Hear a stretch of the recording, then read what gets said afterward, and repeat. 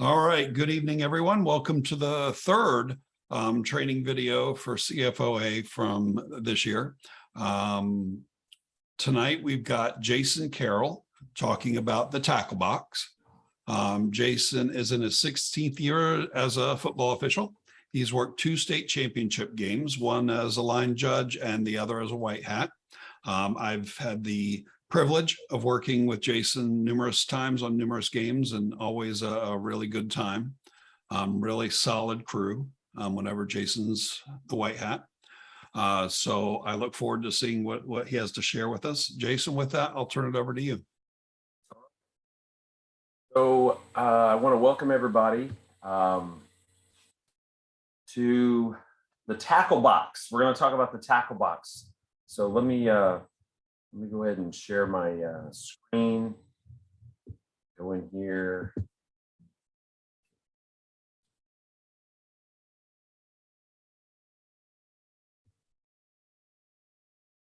Okay, so we're going to talk about the tackle box.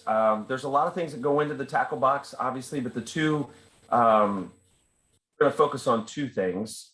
So first, we're going to talk about why do I care? I got that from Don. I thought that was good when he did his presentation, because a lot of this stuff that we talk about is specific to maybe just 1 or 2 officials, but everyone, no matter what position you are, back judge, wing official, umpire, white hat, it really doesn't matter. Everybody needs to know it because, well, I'll get into that. Then we're going to define what the tackle box is. I think most people probably know, but just that. And then we're going to talk about the 2 areas of focus for this presentation: blocking below the waist, that has a rule change this year, and then also in the new intentional grounding rule. So, and at the end, got a couple scenarios that we can discuss, and then some videos on each one of them. So it should be pretty good.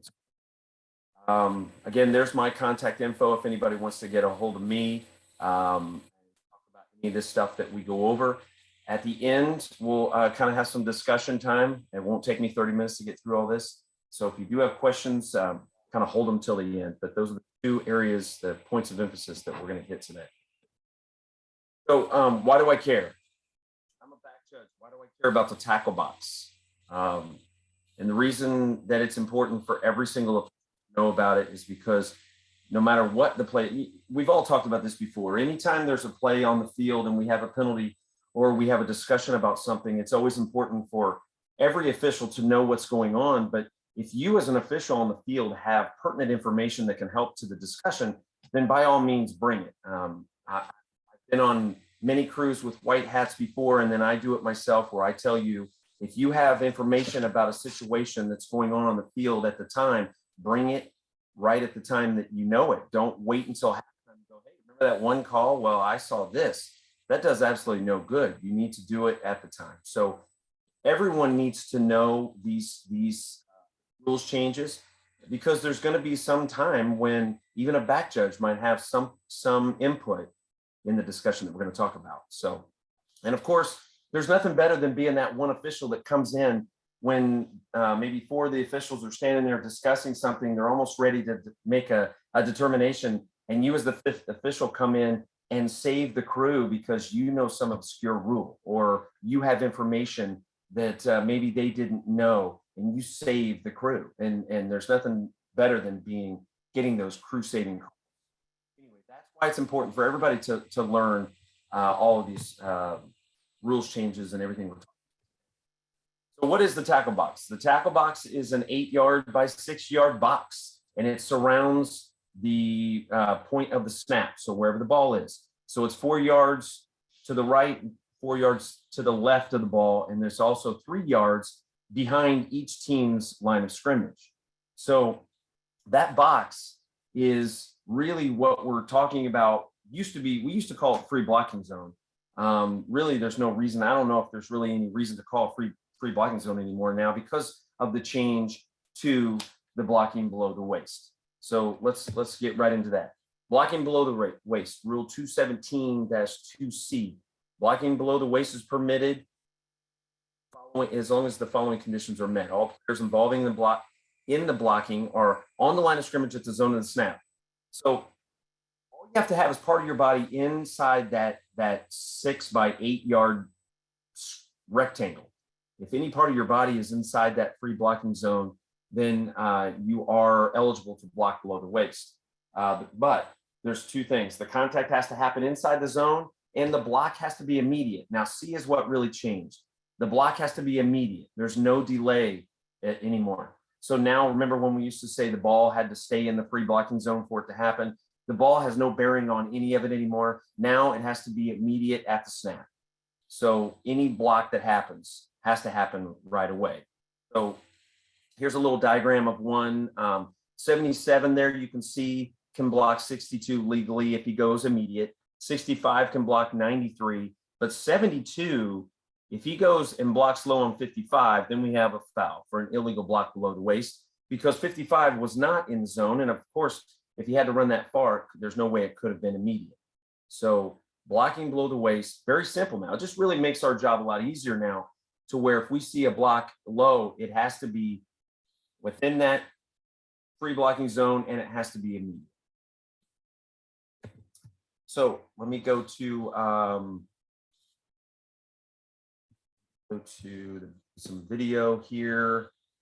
And first one is here. So I've muted the because I don't want to listen to the people talking.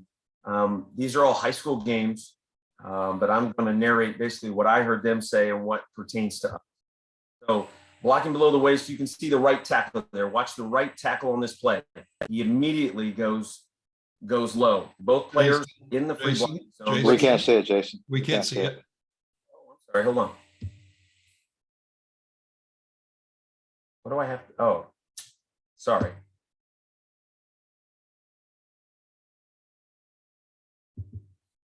You see it now? Yeah, we're good. All right, my skills of Zoom instructing is not very good. So here, let me take it back a little bit here. This first play, we're looking at the right tackle and how he goes low. Now, there's no question that he goes immediate at the snap, but the question on the play is between the white hat and the umpire, you're talking about the right tackle. Look how far the split is between the guard and the center. That's pretty far, but the defensive tackle is head up on that right tackle. So it appears to be where they are both inside that free blocking zone, and that play is legal. So move forward a little bit and keep showing it over and over again. So let's go to the next play. Okay, so now we're looking at the right tackle again. Just some quick plays where these are all legal at the beginning here. They'll show another replay. He goes immediate at the snap. So I think everybody understands, as long as it's immediate. Now he kind of takes a little stutter step, but I would still say that's pretty immediate. He didn't rise up and then go back down. So I would consider that to be a legal play. Next one, we're looking at the right tackle again. Apparently the right tackle is the big one here. He goes low and cuts the defensive tackle. That's legal. So now let's go to some that are. Let's go to one that's not legal. And we're looking at that split back that's in the right there. He's not on the line of scrimmage. There's no way for him to be immediate, and he blocks low. That play now is illegal. Past, no, well, that still probably would have been illegal because the ball had left the zone. But in the past, he could have done that as long as he was in the zone at the snap. But now it has to be immediate. Here it is again, that slot receiver right there. He cuts the guy. That's illegal. That play now in high school football.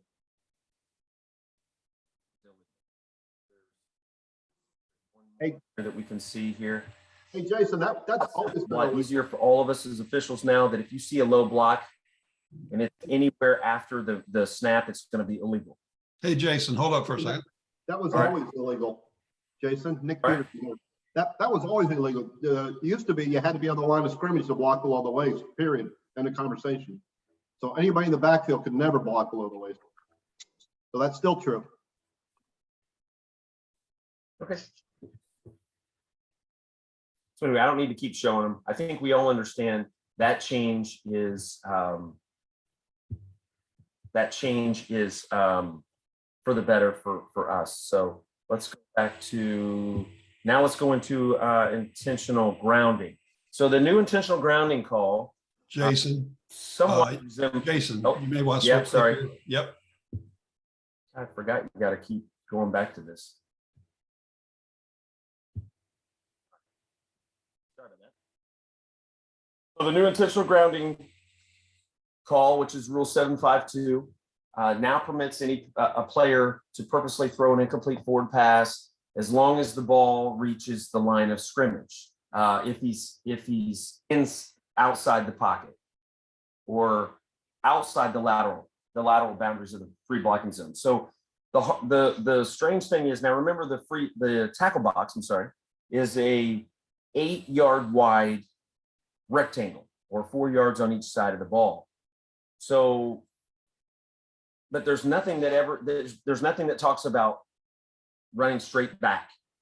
So in order to get out of that pocket, or that so-called pocket, they have to take those steps to get outside of that free blocking zone or the pocket to make that pass. So in the scenario in the picture there at the bottom, the quarterback takes the snap. He's got a defender that's coming right at him. He rolls out to the right. It's clearly outside of the tackle box, throws the ball, and it gets to the line of scrimmage. Now, remember, the line of scrimmage is it counts also laterally all the way across. So the snap was at the 49, where he threw it. It didn't cross the 49. It crossed at the 47, maybe there, I guess. But it didn't hit the ground until well past the line of scrimmage. So that still is considered reaching the line of scrimmage.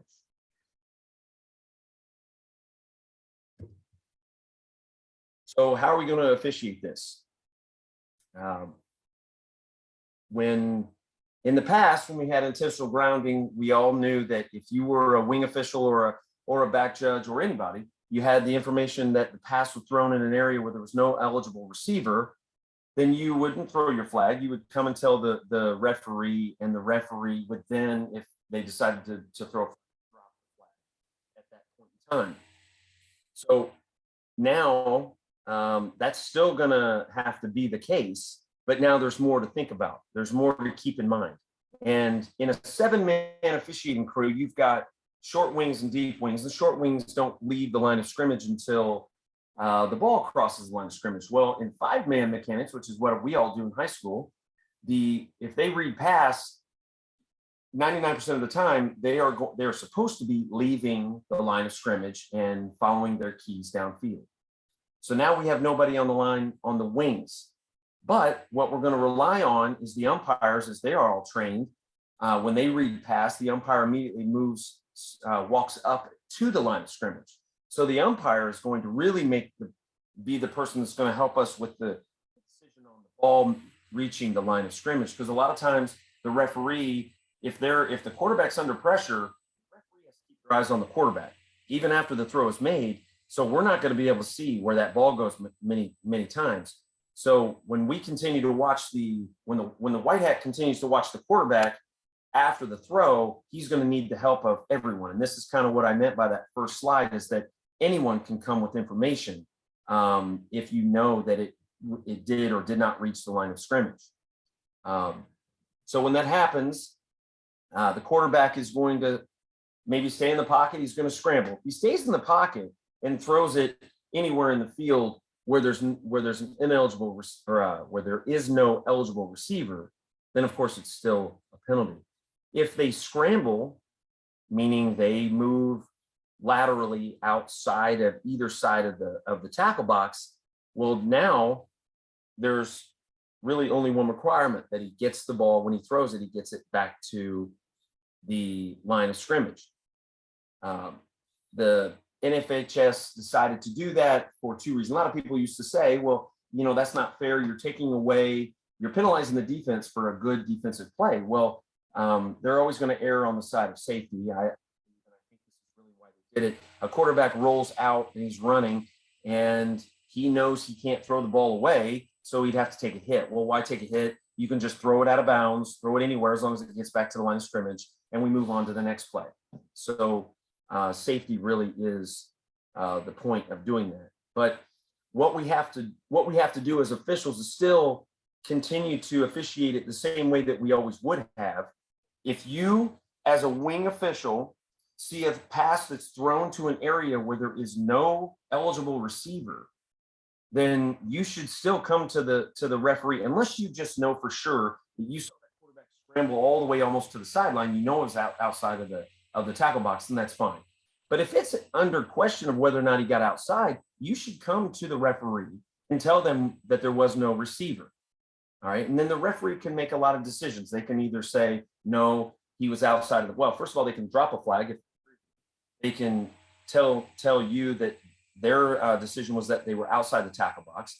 Or there's other things that come into play too. The defense could be grabbing onto the quarterback. And as they grabbed onto the quarterback, the throw goes wide, but he was intending to throw it to the left, but it kind of went more to the right because he was being tackled at the time. So those are all decisions that have to be made by the referee. But bringing that information to the white hat is very important from everybody, including the umpire, and it could even be the back judge. Who knows?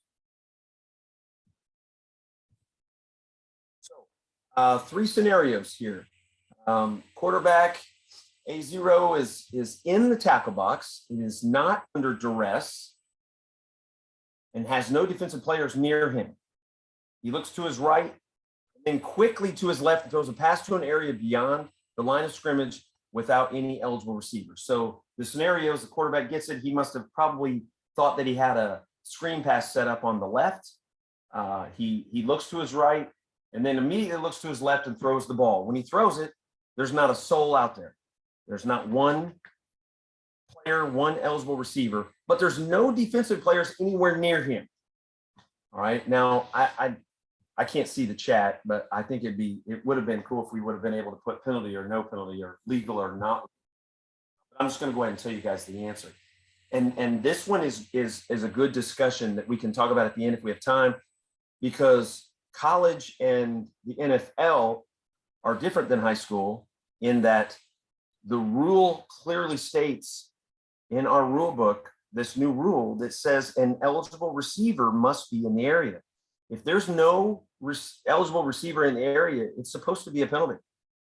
Now, some white hats might decide not to throw a penalty because it's just a bad throw. It's just a bad play. But by rule, if they throw a ball and they're inside the tackle box still, and they throw a ball into an area with no eligible receivers, that is intentional grounding. In the NFL and in college, it clearly says if there's no pressure, the video we're going to watch in a minute, it clearly shows Russell Wilson throwing a ball into the corner of the end zone, but there was no defensive player around him. That's no penalty. But for us, it is. Next, you make the call. Quarterback A00 scrambles out of the pocket or outside the tackle box as B94 chases. He then turns and re-enters the tackle box and then throws the ball downfield, where there is no eligible receiver to avoid being sacked. Penalty or no penalty. Hey, Jason. First of all, I kind of screwed it up here. I wanted there to be some able for discussion while I did it. I tried to get everybody with the number. Hopefully y'all saw that. Double zeros is still an illegal number. 0 is legal, but double zero is not. So I try to throw that in there. That's what the state always, you might as well start getting used to those kind of questions where they try to screw you. The point of this question is the tackle box. Once the tackle box is broken, it's like a bubble. Once you pop the bubble goes away forever. So just because the quarterback when he ran outside the tackle box and then ran back in, he's still considered outside the tackle box. So if the quarterback scrambles and he's going back and forth, and when he finally throws it, he's still back within the tackle box, as long as he first went out and came back in, it's perfectly legal. Some chat items in there. I just can't see. Next, you make the call. Quarterback A14 immediately throws a backward pass to A22, who then runs outside the tackle box. So he scrambles all the way to the right. He's being chased by B92, so he throws a forward pass out of bounds beyond the line of scrimmage, extended. Is that a penalty or a non-penalty? The point of this is that the point of this question is that it doesn't matter who received the snap as the quarterback. As long as the throw is made from outside the tackle box and it reaches the line of scrimmage or line of scrimmage extended, then it is a legal play. So let me go back to show some intentional grounding videos.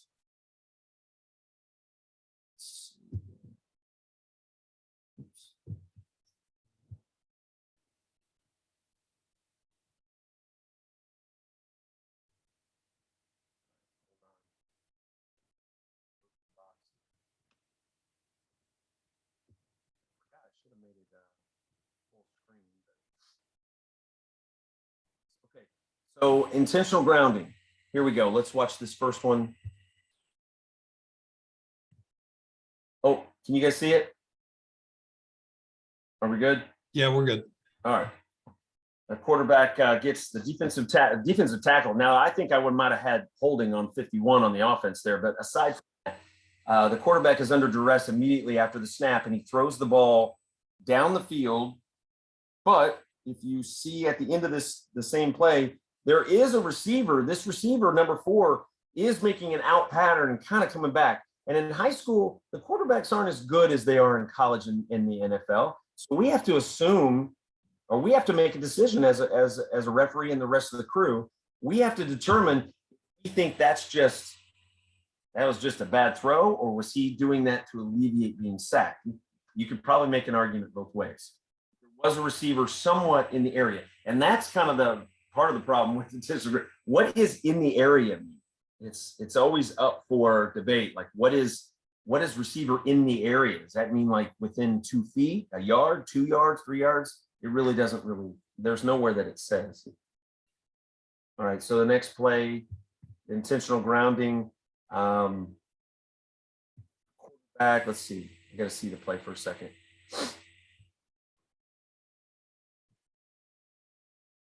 Quarterback clearly outside the pocket. Now look where that ball lands. Now this is an old video, so this wing official threw a flag, but look at the line of scrimmage. The line of scrimmage is the 20-yard line. Quarterback is clearly outside the tackle box and throws the ball beyond the 20-yard line. So that play right there is completely legal play. That should not be intentional grounding. Nor should the wing official be throwing his flag like that. All right, another play where all right, so this is a great one. So this quarterback is obviously under duress. He's being grasped by the defense as he throws it. Now watch this play. They obviously have a screenplay set up. He's being grabbed right here and throws it. Now I would love to just pause it there and hear the discussion, but we can do that at the end. I can bring it back to this if you want. But when you watch it from the other angle here, and the referee, do you see the referee? The referee was pointing to the receiver.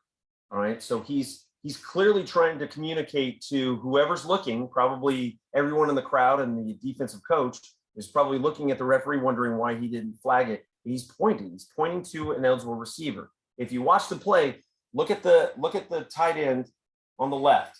He's coming across for a screenplay. The receiver or the quarterback's being held, but that receiver is in the area technically. Now the ball doesn't land anywhere close to him, but that could be argued by the white hat.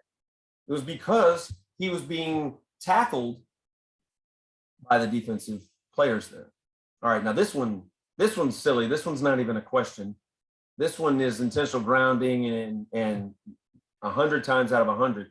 And for whatever reason, they don't call it in this game. Now this is a JV game, so maybe they were just trying to hurry up and get home. But this quarterback gets scared. It just throws the ball straight at the defensive player's legs. I don't know how you say number 3 is an eligible receiver in the area because he's blocking. That's grounding all day. Still in the pocket because he ran straight back. And now this one I don't really care about. This is a punt, so we don't need to talk about that. So anyway, I think think that's about it. Let me go back to.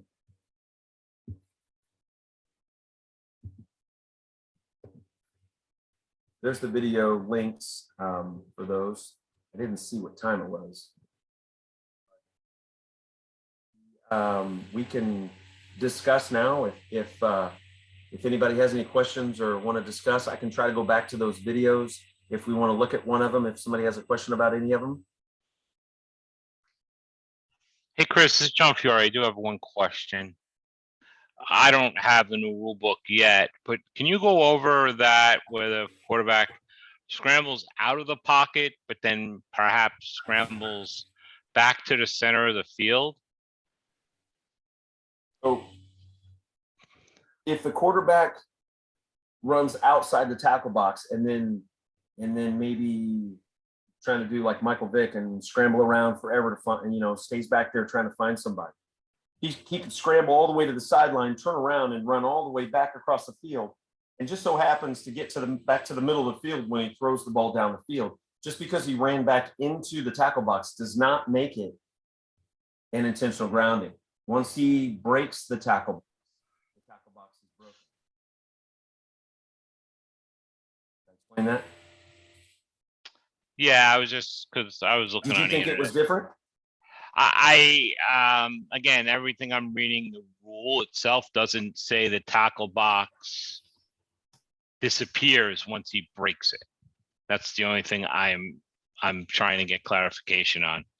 Again, I don't have my new rule book yet, so I can't read exactly the way the rule book is. I don't have this year's case book. I was told there's some plays in that. I don't have that book, so I'm not sure. Okay. Hey, Jason, Nick here. Hey, how would you describe our Federation intentional grounding rule versus the rule for Saturday in college? What are the differences? I think the only difference is that part of the being under duress or being pressured. And those guys that do Saturday can better explain it. But everything that I found when it talks about, I have another video. I'm sorry. I have another video I can do real quick where it clearly says, and I'll show you here in the NFL. There's a video that that talks about where at the very beginning it says, and this is the difference. Let me find it. Intentional grounding. If a passer who is under pressure. See, ours does not. High school doesn't say that. Our high school rulebook does not say who is under pressure. There's nothing about being under pressure. All it talks about is having an eligible receiver in the area. The new rule says there has to be an eligible receiver in the area if you're still in the pocket. Well, here, if you watch, you guys can see this, right? Did I double click on it? Yeah, we can see the video. Okay. All right. So let me get to where it starts here. All right. So I'll just let it play and here's a play where Matthew Stafford's still clearly in the box. There is pressure. There's no receiver. So that's grounding. Now for us, it doesn't matter if there's pressure. There's no receiver in the area. So that would have to be a penalty. Another video where there is pressure. He throws the ball, even though there was no way that running back was going to catch that ball, he still threw it right in the same area. Now, here's the play I was talking about with Russell Wilson. They say it's legal because there's no pressure in his face. He threw it to the corner of the end zone. He threw it to the corner. Let's see, where am I at here? He threw it to the corner of the end zone, and they say that's legal because there was no pressure on him. But for us, that throw into the corner of the end zone, that'd be a penalty.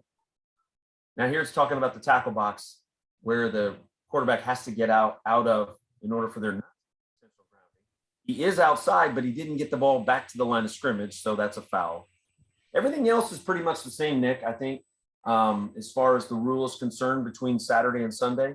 It's just the only thing that I can find is that we as officials still, even though it's kind of sucks, we have to call a penalty if there is no eligible receiver in the area. Did I answer the question, Nick? Yep, thank you.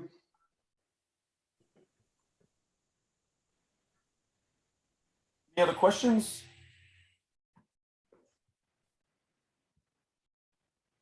Real quick, Jason, do we want, how technical do you think we want to be on the 4 yards? Because we don't have 4-yard measurement out there, and we're going to hear some coaches go, well, he was outside the tackle, but they were really scrunched together, that sort of thing. Glad you brought that up, Don, because if you got, I think it was about a month ago, the FHSA sent out their rules changes PowerPoint. And obviously this was in it. And there's a couple slides in it that talk about reference points for officials, meaning the uprights, the uprights behind each end zone are 8 yards wide or 4 yards from the center of the field to the upright. And they're also 5 yards from the side. Anyway, there's reference points you can use. I think that's way too difficult. For me, to answer your question, Don, I think at any time when it comes to intentional grounding, if the quarterback, if it was close to him being out, he was out. If his pass was close to getting to the line of scrimmage, and we don't know for sure, it made it to the line of scrimmage. I'm going to err on the side of no penalty than I am on a penalty. For a player inside the tackle box, technically, if a tight end, if they line up with splits that are nothing, their feet are next to each other, that tight end could have his left foot in or right foot in the tackle box, which means he is legal to block below the waist on another player that's inside the tackle box, as long as it's immediate. I think for us, it's a good discussion to have maybe pregame, the white hat and the umpire, to talk about how you're going to maybe position yourselves. The umpires typically offset the white hat. So if it's a right-handed quarterback, the white hat will be to the right side. I'm normally outside the tackle, but I might focus more myself on the tackle. And maybe the umpire could even focus his positioning on the tackle behind the line of scrimmage. So now we've kind of got it boxed in. Now, granted, all good move with the play. So it's, if the quarterback scrambles at all, you're probably going to move away from where you start from. But that's a good reference point, I think, to kind of consider. They also talk about 3 steps. If the quarterback is in shotgun and he takes 3 steps to the right or 3 steps to the left, he's out of the pocket. Those are kind of some reference points and things to decide. Again, it's all judgment. It's all, and there's really no way to ever really know until you go back and look at the film. But we could say that about almost every rule that we discuss and we call in a game. And we're making judgments all over the place on a holding. There's a holding call every single play, but we have to determine, did it impact the play? Was it a safety concern? We're going to throw our flag every time. I think for me as a white hat, and I'll tell my umpires in the games that if it's under question and somebody comes to me and talks to me about it, we'll discuss it. And I'm not just going to pass you off and put my hand up and say no. But if it's ever a question of whether or not they got out of the pocket and it's close, and I'm going to say they're out, it has to be pretty much definite that grandma up in the top row of the grandstand can tell that the quarterback never got out of the pocket, and we're going to reward the defense for grounding. That's a big penalty if you think about it. It's a 5-yard penalty and a loss of down, but it's a 5-yard penalty from the spot of the throw. So it's always more than 5 yards. The quarterback is always several yards behind the line of scrimmage. Any other questions? What time is it, Don? We're at time, so that's good. It's 7:35. You ran a little over, but only because of my question. So. All right. Well, thanks everybody. I'm really looking forward to football season. I'm sorry. I was trying to ask a question. Can you hear me? Go ahead. Shoot. All right. Just two scenarios, just some clarification of it. All right. Just for clarification, quarterback breaks the pocket, breaks out. He clears that, throws the ball. It reaches the line of scrimmage, goes out of bounds, but there's no eligible receiver in that area. We're calling that he broke the box. He got out. He threw it. His throw reached the line of scrimmage and beyond, out of bounds, but there was no eligible receiver. in that area. The only time you have to worry about eligible receivers is if he's inside the. Okay, that's scenario one. Scenario two is he does the same thing. He breaks out. He throws the ball, because you touched on this. I just wanted clarification on this. He throws the ball again out of bounds. The ball, when it goes out of bounds, was shy maybe a yard or two before the line of scrimmage. But since it continued in the air and landed beyond the line of scrimmage, That's legal. That's legal. That's legal, correct? Yeah, it's the line of scrimmage wrapping all the way around the earth, basically. So as an umpire too, on a good read, as you know, being an extra pair of eyes, I would want to look for where that ball were to drop if you were to pull that, if you were to run out that way. Yep. Once see that it got to the line of scrimmage, or if it didn't, see where that ball is going to land. Be my second key point on that. Yes, and the wing official might have to help, because the umpire. Correct. The umpire. Correct. In a. But I'm just saying. I'm saying in a scenario, maybe they ran trips, or they got two receivers out wide. You know, he's got some action on his side, and he's breaking on a key downfield to just be that extra pair of eyes. And just knowing where to put him. All right, cool. Yeah. Hey, Jason, Yeah. it's all about the you, baby. Yeah. See, I wore that shirt tonight. Yes, sir. Yes, sir. Well, Yeah, it so is time to stop this recording, that's for sure. If only we could get a quarterback. Yeah. Jason. All right, well,